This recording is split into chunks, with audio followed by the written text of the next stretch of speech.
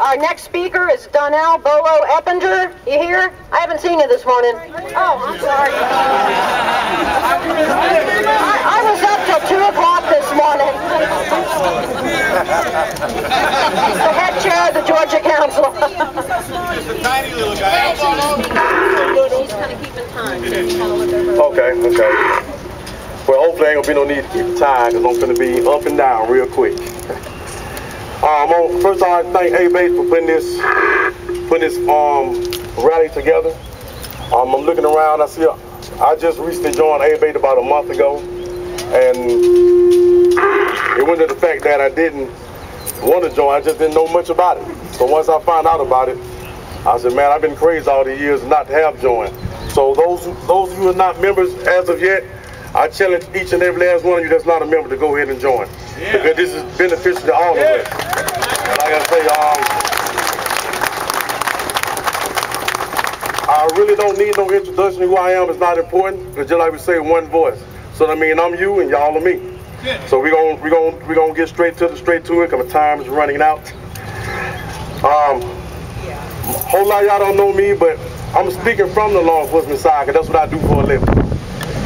And from that side, I'm letting you know now, the state is wasting a lot of manpower and a lot of money and a lot of time.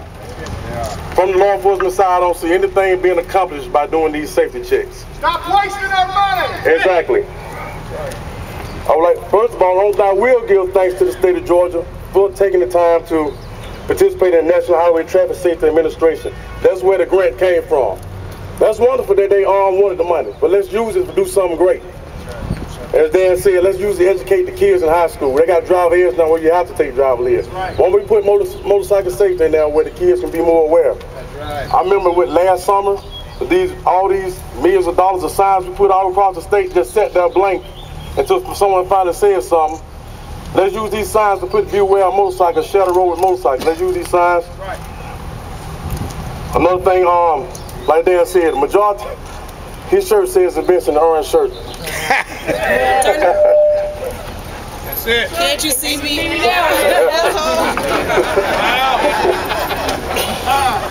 70% of all motorcycle accidents was occurring not because of cars and trucks hitting the motorcycles, not the other way around. Right. So let's use these funds, like I said, to educate these drivers. Another thing that I was sitting back thinking, I have a personal friend that's looking to take the motorcycle safety course by DDS. That class starts at $250. This economy bad for everybody. When we use this money to, I know the money going to the operation of the course, but let's use this money to get the cost down on this course so everyone can take it and be educated. I also know that they have an advanced course for people that already ride. Well, the fun part about it, Georgia's a big state. There's only one place they offer that course, in Dawson, Georgia. That's ridiculous. Why we can't offer it? All of us already ride, so a beginning course not gonna do us any good. Advanced course will do us a lot of good. Let's get more courses. Let's use this money and do something great with it instead of wasting it. Thank you. Yeah.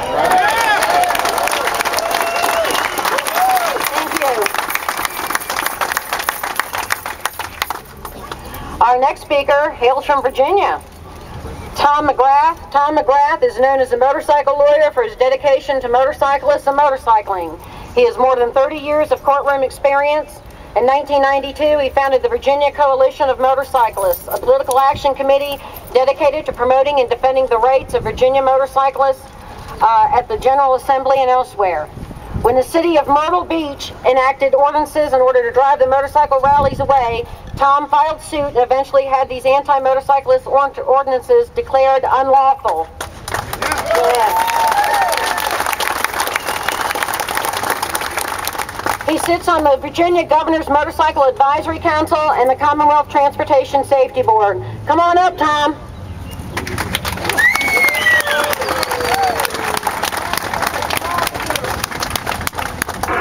Thank you very much. I can't tell you what a pleasure it is to be here and to see so many of you.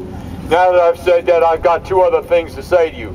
Shut up and stand up. Amen. Shut up when you're pulled over. In this State House, because I went in there this morning, there are statues. Statues of men and women who fought for what they believe, signers of the United States Constitution, which contains a 4th and a 5th Amendment. And that 4th Amendment protects you from unlawful searches and seizures. And that includes being on the side of the road. And that 5th Amendment, what does that 5th Amendment say? You have the right to what? Remain silent. And every time you open your mouth and you get off your bike and you do things that they want you to do, they can use that as evidence against you. Yes. And too many people have died protecting our liberties for us to give them up. There's no other group that I know of in this country that's as knowledgeable as our groups about their rights. And yet time after time after time, I find people taking off their helmets and giving them to the officer to look at, or letting them inspect their saddlebags. If they want to give you a ticket, you take the ticket, you accept the ticket. What do? You shut up. You don't tell them. If they think that you have something that's illegal on your bike, be a gentleman or a gentle lady and accept the ticket. Now, having said that, the other part of this is standing up. As you heard in Virginia, when I started out in this over 30 years ago, they wouldn't let us on certain highways in Virginia. So we took them to court. And then we organized and we went to the General Assembly.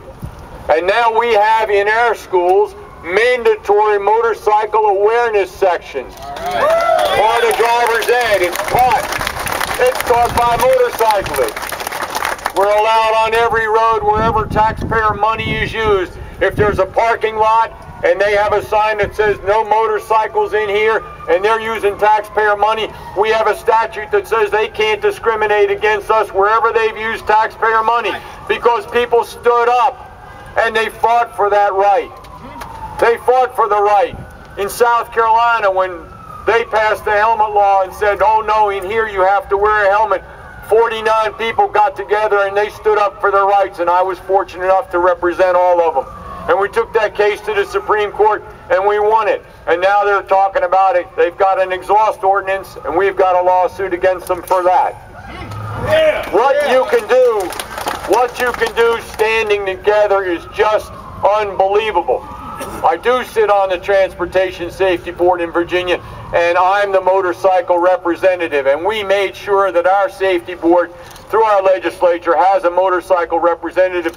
We did it, and you can do it. That's why I came here from Virginia to say to you, yes, you can, because you're determined, and the people in the cages, they all think we're crazy, and they're all going to continue to try to do things to us.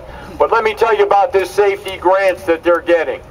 The grant was because there were 40% of the single motorcycle vehicle accidents were happening with people without the endorsement. That's how this thing started. They were supposed to be checking for your endorsement. And now they've started doing other things. Does a helmet cause a wreck? No. Does your muffler cause a wreck? No. Does what you have in your saddlebags cause a wreck? No. So why are they doing these things? Why are they photographing us? These are all police activities, and there's a Supreme Court case goes back to 1979, Delaware v. Prowse, that says they can't do that. So you've got to take the bull by the horns. You've got to get in here. You've got to get this law passed that says no more of this money for this. Put the money in the schools, put the money in education, and stand up for your rights.